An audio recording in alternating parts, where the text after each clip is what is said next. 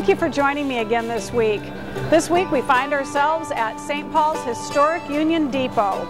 Just had dinner at Christo's, which is a Greek restaurant, after we've had a full day of hearings, taking a little break here before I go back and work on constituent emails. It's been quite a week. We've been glued to our televisions watching what's unfolded in Japan, and certainly our hearts go out to the people, the Japanese people, and all they're going through. And also we've had our eyes on Wisconsin and have also been watching the television at all the unrest that their legislature is grappling with. It's been a tough week for Rochester here at the Capitol. We've had some of our bonding bills, which we've been watching over the past many years, be removed. One of those is the Public Safety Training Center, which our former sheriff, Steve Borkart, worked so hard to get, was pulled. The funding was pulled for that project. And also rail. There was $26 million set aside by the legislature for various rail proposals to study those and be able to move forward in the coming years, as money was available both federally and locally and at our state level. But that money has been pulled and will be used for other projects.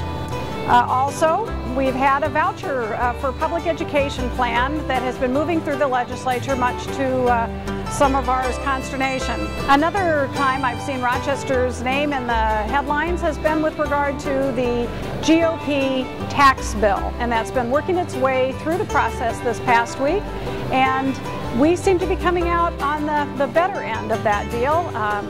Some of our area towns surrounding Rochester are not so fortunate.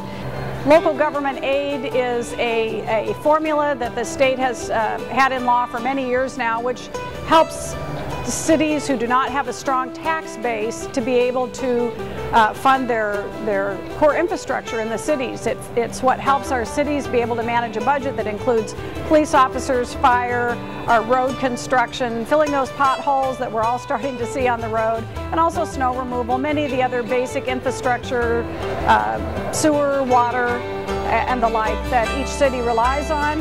It's what keeps the city running smoothly, and without local government aid, many communities, Austin being one, relies on 50% of its budget for local government aid. Rochester is not quite that high, but any cuts will be devastating to many communities. Rochester also has been targeted in the Property Tax Committee this week. We're taking it from all sides. The sales tax bill, the sales tax extension bill for Rochester has been picked on, and what's happened is they are selecting certain projects from within that sales tax proposal that the City of Rochester voted on with citizen input after many months of study. They're starting to pick projects out of that sales tax extension bill.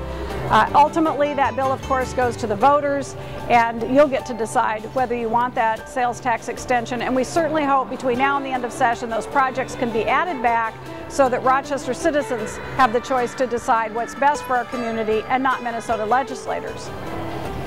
The week is winding down. We're hearing many bills in committee right now. This is the time when all the final bills are being put on the table, so we'll get to see what the budget is going to look like by week's end.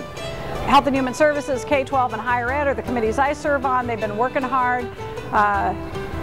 Not necessarily good news for everyone in the state of Minnesota, but we're doing the best we can to handle a $5 billion budget deficit in the best, most responsible way for you. Until next time.